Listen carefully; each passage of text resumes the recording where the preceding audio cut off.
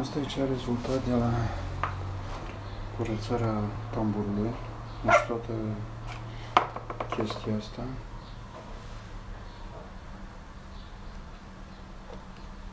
Deci e destul de mult. Curăța tamburul.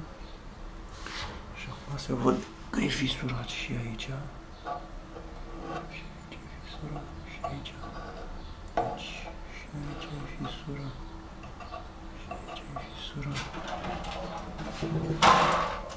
Și în plus se mai vede aici s-a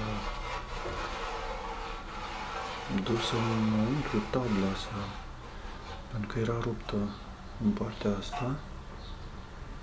Aici a târnat greu și a flambat cumva. Că astea sunt mai rotunde, astea două de aici, dar asta de aici și pe dinăuntru se vede.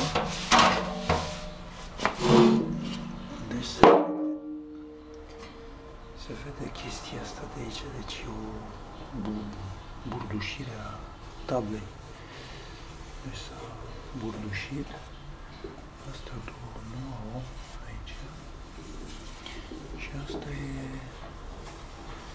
a făcut un gâlci aici.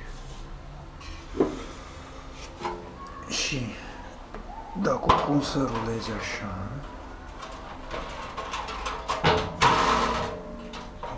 are un hop.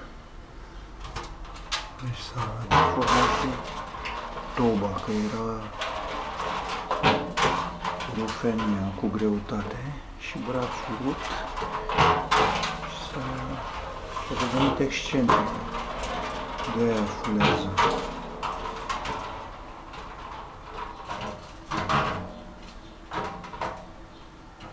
Deci acum s-a așezat pe excentricitate.